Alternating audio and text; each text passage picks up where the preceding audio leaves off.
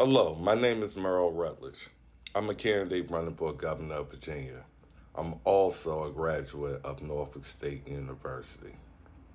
I'm ashamed of how HBCUs are pushing for Kamala Harris to become president of the United States and put all our livelihoods at risk, as she already with Joe Biden has done. We can see that from how our wallet and our bank accounts look down into then and what we still have left.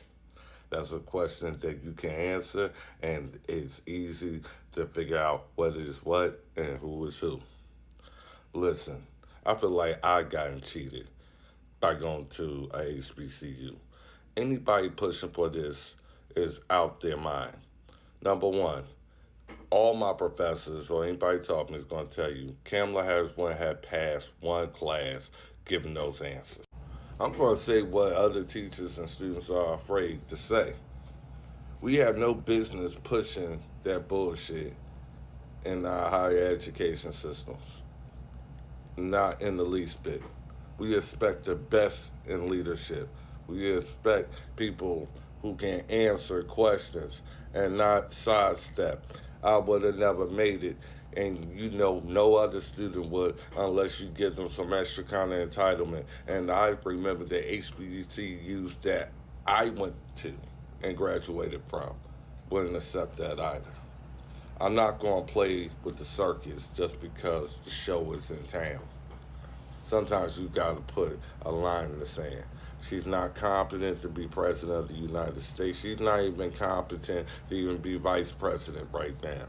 We need to stop the nonsense, get to business, because I remember I got a plan to handle. After I become governor, students, regardless of their race, won't have to bother with my ideology about going to a HBCU is better than going anywhere else or doing something else. I feel scammed and I feel cheated, but I don't have to give that to another generation. From now on, students will be able to keep all their scholarship money, just like students are able to sign deals with athletic wares and brands and whatever have you. We're going to make sure you can't give out or redistribute other student scholarship monies to somewhere else. We're going to put it right back into their bank account. So students that are working hard, earning hard, they have generational wealth from the day of graduation. They can invest in their own business. They can look like Angel Reese all they want, but they're going to do it looking good and feeling good and not being cheated by you. And I don't want to leave our future left out who may not be feeling the vibe of going to college or going to the military, but they want to do something else. They want to do something constructive. But guess what? They don't have the money to do it. Guess what? You will with Merle Rutledge.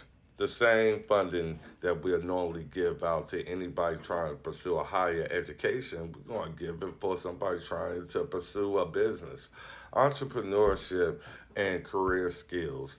You can also use that to become a CDL driver. You can use that to do what you want to do and fulfill your dreams instead of worrying about the propaganda that's out there. Far too often we put the pressure on some kids who just don't want to do that. Some want to work with their hands, some want to do whatever. Regardless of the situation, I'm being pro choice. And guess what, HBCUs?